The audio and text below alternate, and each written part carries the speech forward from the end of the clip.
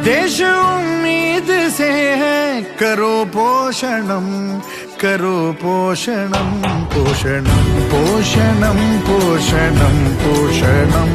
देश उम्मीद से है, करो पोषणम, पोषणम पोषणम पोषणम पोषणम। देश उम्मीद से है, करो पोषणम।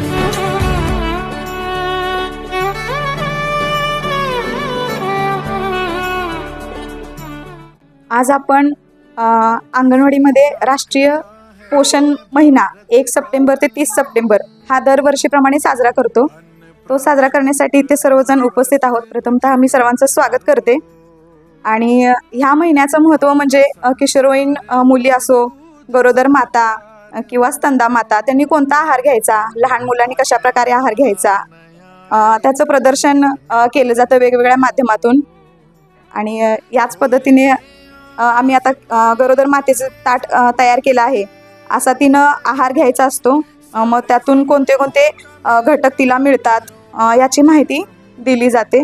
राष्ट्रीय पोषण आहाराचं निमित्त साधून सर्वांना इथं बोलवण्याचं कारण म्हणजे किशोरवयीन मुली जी भविष्याची आत्ता जी किशोरवयीन मुलींना पण इथं बोलवले, कारण ही पुढं भावी माता होणार असते। तर तिनं कोणता आहार घ्यावा किंवा आहारामध्ये जे घटक आम्ही इथं दाखवलेले आहेत की वेगवेगळे पदार्थ करून इथं ठेवलेले आहेत, त्याचं प्रदर्शन पण मांडले आहे, ते पण तुम्ही बघू शकताय।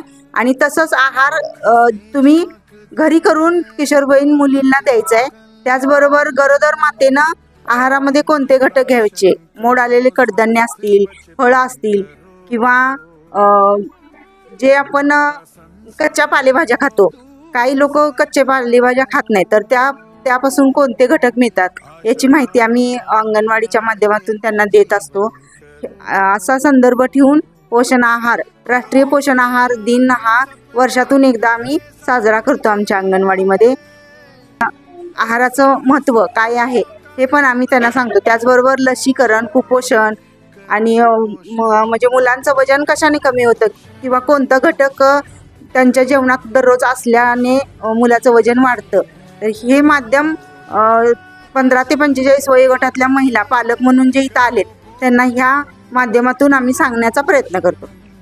नमस्कार, माझे नाव पूजा संतोष जावेर आहे। प्राथमिक आरोग्य केंद्र करसुंडी, उपकेंद्र नेलकंजी येथे आम्ही काम करत आहोत। तर आज तुम्हाला मी किशोरवयीन मुलींबद्दल माहिती सांगणार आहे।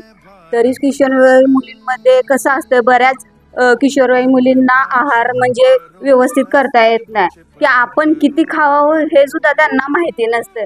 त्यांच्या शरीरामध्ये HB किती असतं हे सुद्धा त्यांना माहिती नसतं।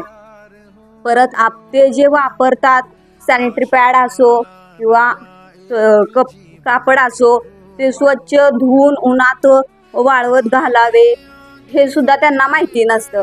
आणि पॅड वापरलेले असतात ते त्यांनी जाळून टाकावे, तसं मुली करत नाही। तरी यासाठी आपण काय करायचं की घरच्यांनीच आधी त्यांना थोडीशी माहिती सांगायला पाहिजे।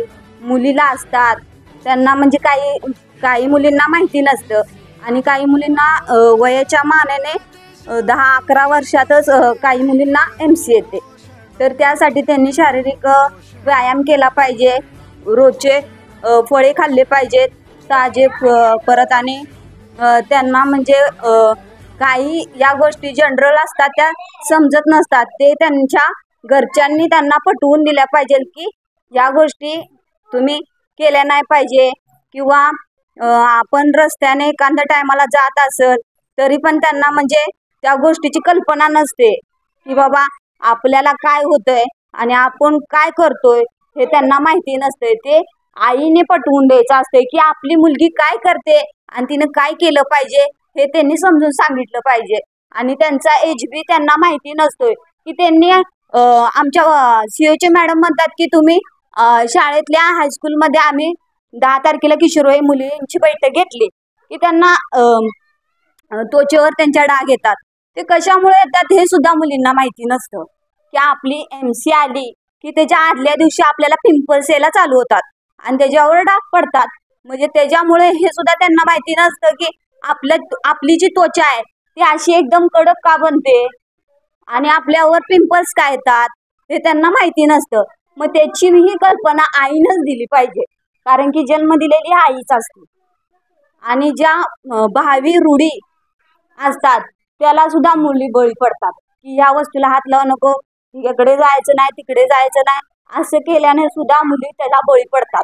मग तसं सुद्धा करू नये असं आपण त्यांना सांगायचं, की बाबा हे तुम्ही जे वागताय, जे करताय हे चुकीचं आहे.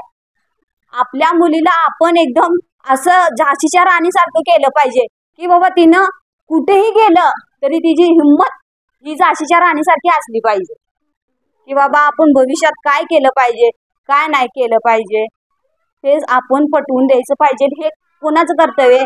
आईचं कर्तव्य आहे. बाबा शाळेत सुद्धा लेक्चर देतात, आम्ही सुद्धा लेक्चर देतो, पण मुली ऐकतात का हो? तुम्ही सांगा तुमच्या मनानं. मुली ऐकत नाही, की बाबा त्यांना आपण काही करतोय हे सुद्धा मुलींना काय काय समजत नाही.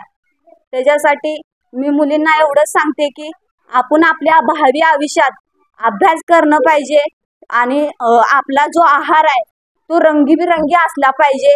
आपण आहार हा चांगला घेतला पाहिजे, व्यायाम केला पाहिजे, आपली शारीरिक जी स्वच्छता असते अंतर्गत ती सुद्धा स्वच्छता केली पाहिजे. हे आईनं पटवून दिलं पाहिजे. बाकीचं मी पुढचं काय बोलत नाही, एवढं बोलून माझे 2 शब्द संपले.